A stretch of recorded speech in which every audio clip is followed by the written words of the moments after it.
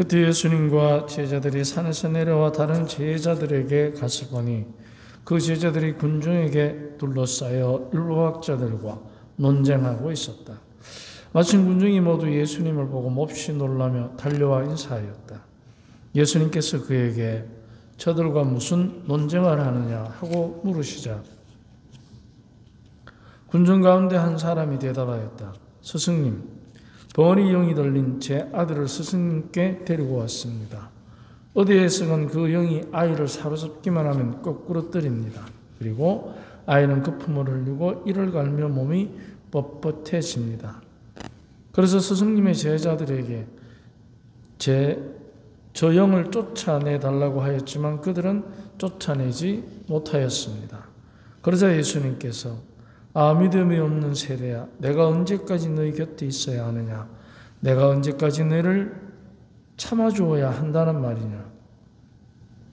아이를 내게 데려오너라 하고 그들에게 이르셨다. 그래서 사람들이 아이를 예수님께 데려왔다. 그 영은 예수님을 보자 곧바로 아이를 뒤흔들어 댔다. 아이는 땅에 쓰러져 거품을 흘리며 뒹굴었다.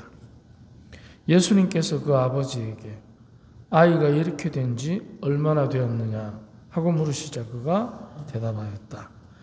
어릴 적부터입니다. 저 영이 자주 아이를 죽이려고 불 속으로도 물 속으로도 내던졌습니다. 이제 하실 수 있으시면 저희를 가엾게 여겨주십시오. 예수님께서 그에게 하실 수만 있으면 무슨 말이냐?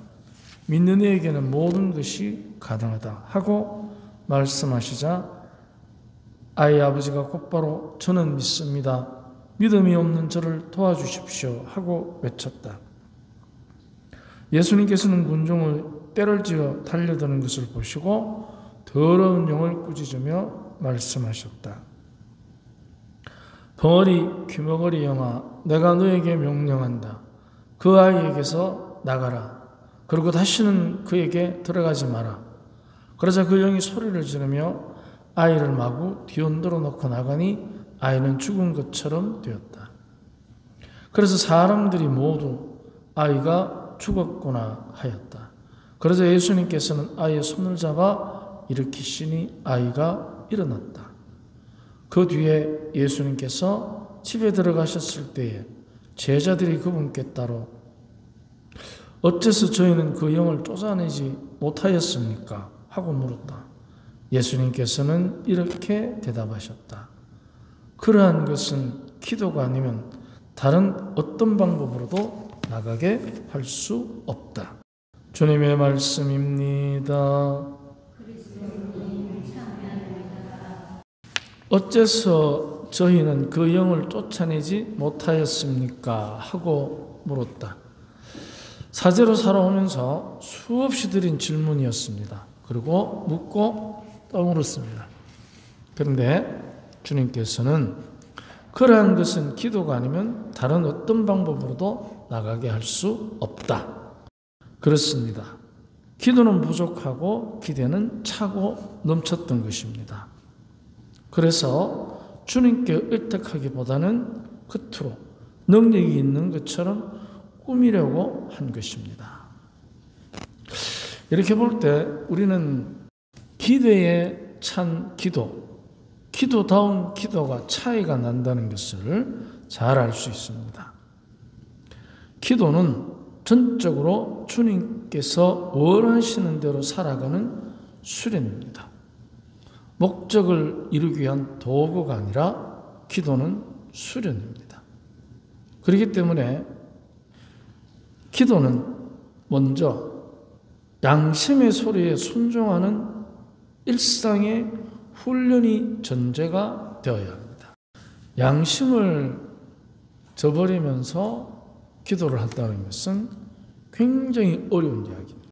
그래서 기도를 못하는 이유 중에 하나가 어쩌면은 우리가 양심을 거스른 상태일 때가 많이 있습니다.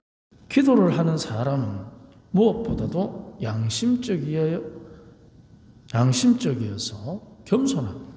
그래서 겸손하다는 것은 아무 말 안 하고 한쪽 구석에 가만히 있는 게 겸손한 게 아니고 양심적이기 때문에 말을 할 수도 없고 할 필요도 없고 해봐야 자칫하면 내가 내 양심을 거스르니까 오히려 입을 다물고 기도하는 것입니다.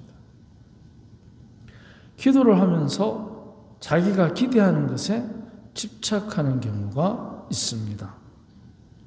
기대는 자기중심적이며 현실적인 외적인 성공에 집중합니다. 기대하는 사람은 주님께서 원하는 대로 살아가는 수련보다는 자기가 원하는 대로 자기를 사용하는 것에 양심마저 성공을 위해서 악용합니다. 여기서 사용한다는 것은 사적으로만 쓰는 것입니다. 우리는 사적으로만 세상을 살아가지 못합니다. 왜냐하면 어머니, 아버지, 가족, 형제, 본당교우, 하나님의 자녀 이런 식으로 공적인 사용처가 다 있습니다. 그렇기 때문에 자기 자신을 사적으로만 쓰게 되면 그때 생겨나는 것이 바로 양심마저도 악용할 수 있습니다. 양심을 악용하면 심지어 살인을 저질러도 자기 합리화를 위한 이유를 찾습니다.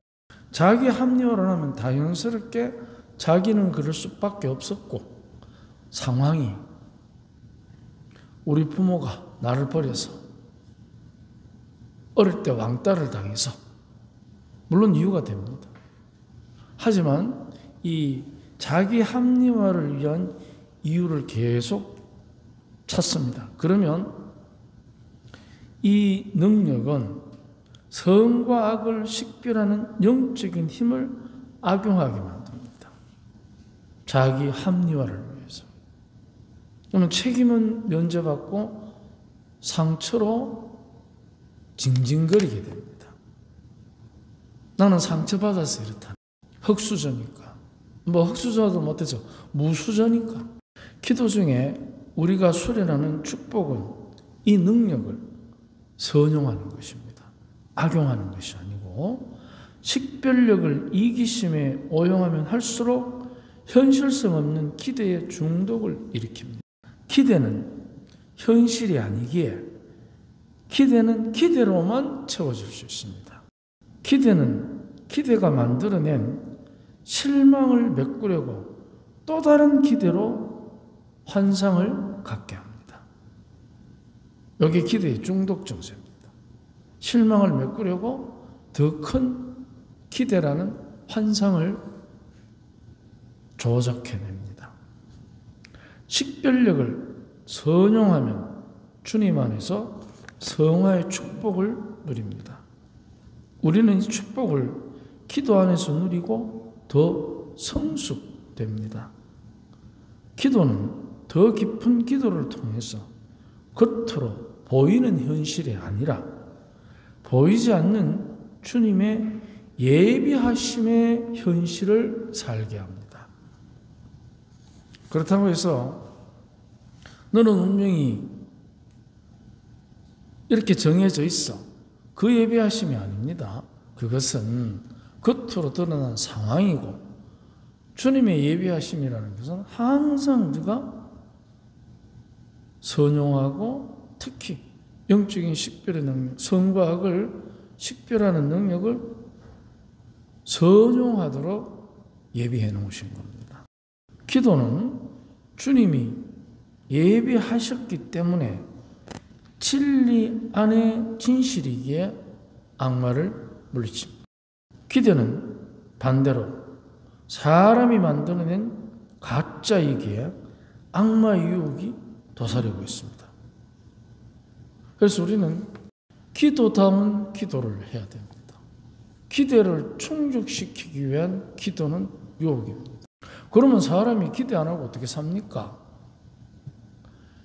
그래서 기대는 기대를 낳아서 기대로만 현실성 없이 살게 하여 결국은 실망으로 끝이 납니다.